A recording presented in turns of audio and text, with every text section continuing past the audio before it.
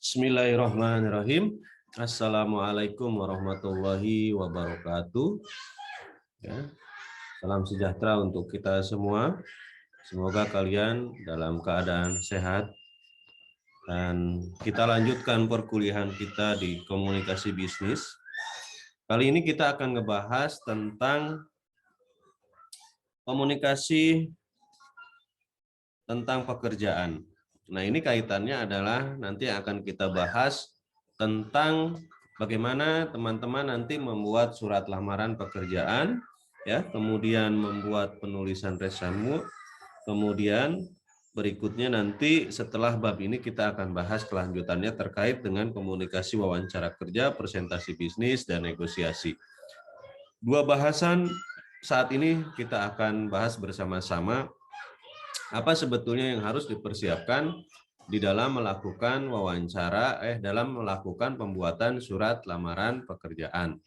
Ya, ini menjadi sangat penting, terlebih nanti kalau teman-teman sudah lulus gitu ya, ingin mencari pekerjaan seperti itu. Nah, baiklah, kita akan langsung saja kepada slide yang sudah kita siapkan.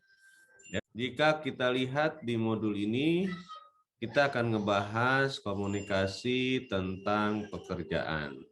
Nah, tadi sudah saya menjelaskan bahwa pembuatan surat lamaran kerja ya yang menarik, kemudian dengan tata penulisan yang benar akan menjadi perhatian HRD ataupun manajer SDM, sehingga teman-teman di sini perlu kiranya untuk membuat surat lamaran yang baik gitu. Nah, pengorganisasian surat lamaran kerja itu paling tidak harus ya mengandung AIDA. Yang pertama adalah attention ya, mampu mencuri perhatian si penyeleksi ataupun HRD. Kemudian yang kedua, minat ya, seberapa serius kalian mengajukan surat lamaran kerja terhadap suatu perusahaan.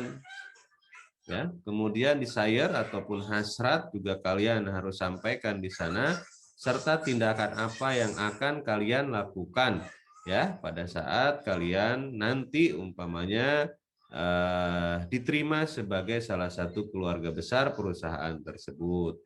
Ya. Nah, berikutnya di dalam paragraf pembuka, teman-teman tentu saja di sini harus membuat ya rangkuman diri gitu, membuat rangkuman diri ya. Di antaranya adalah ya bagaimana kalian mengemukakan kualifikasi yang dimiliki yang paling relevan dengan jabatan yang diinginkan ya. Jelaskan bahwa itu akan memberikan keuntungan dan manfaat untuk perusahaan ya. Contoh umpamanya saya Yono Maulana gitu kan, 25 tahun gitu ya. Lulusan umpamanya S1 manajemen ya, seperti itu. Kemudian sangat ya tertarik gitu. Atau bisa juga surat pengantar awalnya adalah berdasarkan informasi yang saya terima gitu dari media gitu ya, ataupun dari relasi saya ya, tentang peluang pekerjaan yang ada di perusahaan ibu dan bapak. Nah, yang kedua nanti baru dijelaskan saya gitu ya, Yono Maulana, lulusan S1 gitu ya, bidang manajemen, sangat tertarik untuk mengisi posisi, nah sebagai apa tuh? Nanti sebutkan di sana ya. Kayak gitu. Di sini kan ada sumber publikasi. Nah, sumber publikasi yang dimaksud di sini adalah tadi yang kita sebutkan di depan, dari mana sebetulnya kita mendapatkan informasi pekerjaan. Kayak gitu. Kemudian ada pertanyaan ya. Gunakan kalimat tanya pada paragraf awal ya untuk menarik perhatian pembaca yang menunjukkan bahwa pelamar kerja mengetahui permasalahan, kebutuhan, dan tujuan suatu organisasi, ya.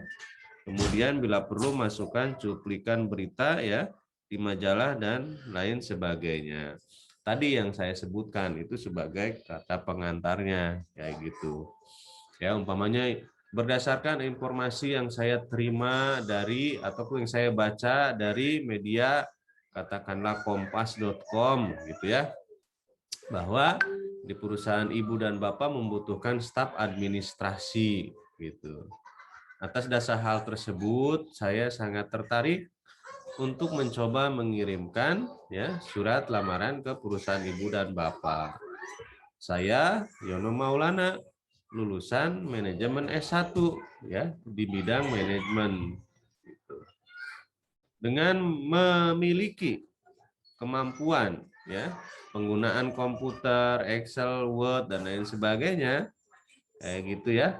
Saya merasa yakin bahwa saya akan mampu bergabung di perusahaan ibu dan bapak gitu.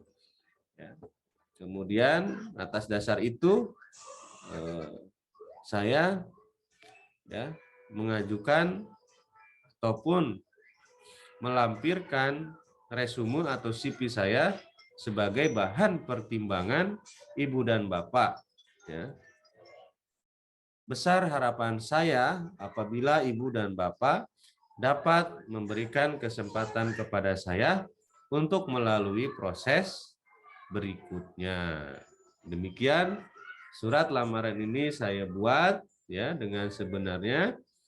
Besar harapan saya untuk bergabung di perusahaan ibu dan bapak. Demikian saya ucapkan terima kasih. Nah, kurang lebih nanti harus dibuat seperti itu ya. Jadi nanti silahkan. Yang pertama jelaskan dulu kalian mendapatkan informasi dari mana, jelaskan siapa kalian, memiliki kemampuan apa. Kemudian di paragraf berikutnya jelaskan ketertarikan kalian, dan keempat adalah penutup ya. Terakhir adalah penutup. Nah, perlu diingat bahwa pastikan surat lamaran kalian itu berisi informasi yang lengkap tentang diri kalian, ya. Berisi informasi yang lengkap tentang diri kalian, ya. Biasanya di dalam kop surat di mana di atasnya itu ada nama kalian, alamat kalian, kemudian nomor handphone dan email ya, seperti itu. Jika memang ada jaringan media sosial, boleh dituliskan tuh di headernya gitu ya. Nah, berikutnya setelah kalian membuat surat lamaran di lampiran yang kedua, itu biasanya ada yang disebut dengan resume atau yang disebut dengan kurikulum vitae. Nah, kurikulum vitae ini pada umumnya berisi ya biodata diri, analisis diri mulai dari nama ya standar KTP begitu, hobi dan lain sebagainya kalian tuliskan. Kemudian yang kedua ya ada analisis pendidikan ya, tuliskan dulu pendidikan mulai dari SD, SMP, SMA, S1 atau boleh juga mulai dari SMA. Nah, kalau kalian pernah ikut sertifikasi, keterampilan dan lain sebagainya, itu silahkan dimasukkan. Nah, setelah itu baru kalian nanti urutan berikutnya menuliskan ya riwayat pekerjaan kalian di perusahaan-perusahaan yang sebelumnya gitu. Jadi biasanya ada tahun, ada keterangan, ada tahun, ada keterangan ya. Usahakan posisi yang paling atas itu adalah posisi yang terbaru gitu ya, pekerjaan yang terbaru jika kalian memang memiliki pengalaman bekerja. Tetapi kalau tidak, tonjolkan dari sisi katakanlah pengalaman berorganisasi ya. Karena bagi apa namanya orang yang baru lulus atau teman-teman yang baru lulus S1 itu kemudian mencari pekerjaan kan belum punya pengalaman. Nah, itu perkuat dari organisasi, pengalaman-pengalaman organisasi sebelumnya, tahun berapa, acara apa dan sebagai apa ya, itu menjadi salah satu daya tarik kalian untuk bisa diseleksi oleh HR manager seperti itu.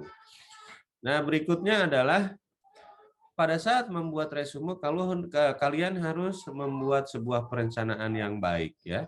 Ini nanti tujuannya untuk apa gitu. Informasi pribadi dan referensi kalian harus tuliskan dengan jelas dengan desain yang menarik ya, mudah keterbacaannya gitu.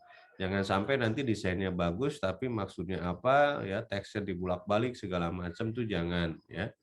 Kasih kemudahan orang lain untuk dapat mempelajari resume kalian. Oke.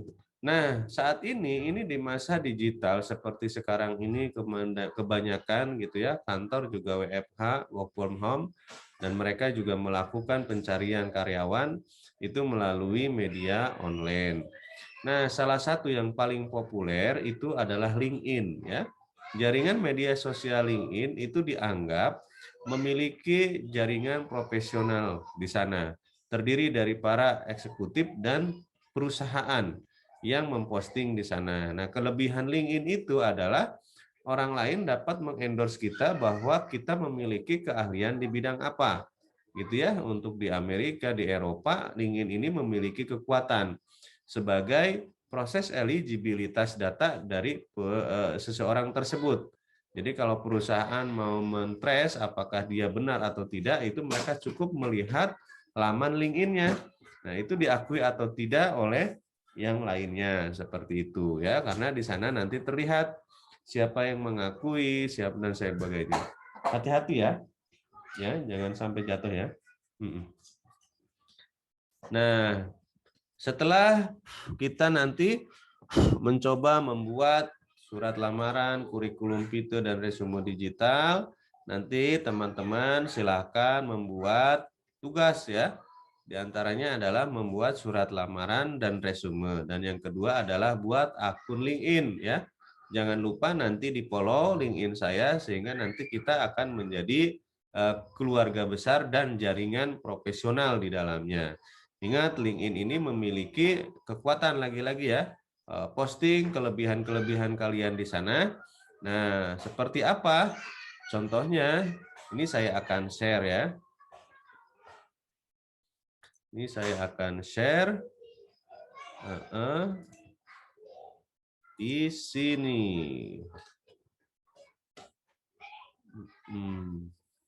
Oke. Nah, ini adalah halaman LinkedIn ya.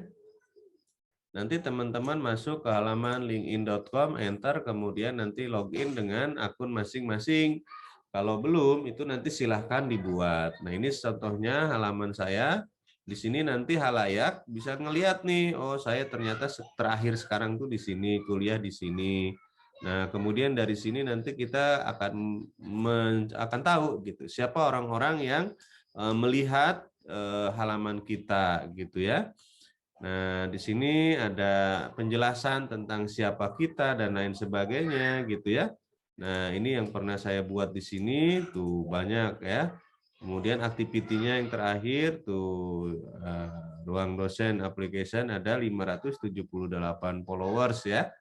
Nah, kemudian experience saya dijelaskan di sini. Oh, yang terakhir ini menjadi presiden direktur di salah satu PT Bengkel Web Indonesia. Dia sebagai founder, ini pernah mengerjakan ICT gitu ya, konsultan, dosen dan lain sebagainya. Nah, ini adalah pendidikan formal, kemudian ini adalah lisensi dan sertifikasi gitu ya. Nah, ini adalah skill yang di-endorse oleh teman-teman yang lain di dalam jaringan pertemanan kita gitu. Nah, ini accomplishment ya. Di sini apa sebetulnya yang diisikan? Boleh prestasi kita ya, boleh prestasi kita, pernah jadi juara apa saja dan lain sebagainya, jelaskan di sini. Pernah bergabung di organisasi apa aja silahkan gitu ya. Proyek di mana saja itu nanti silahkan dijelaskan. Ya, nah itu adalah halaman LinkedIn sehingga nanti kita akan terhubung sesama teman-teman yang seprofesi ya, satu kampus dan lain sebagainya. Kayak begitu. Nah, di sini ada network ya. Nah, ini jaringan pertemanan kita. Di dalam kontak saya ini ada 4 ribuan, telah terkoneksi 579, di mana ini semua adalah orang-orang profesional memiliki banyak jabatan ya. Ini penting nih untuk kalian.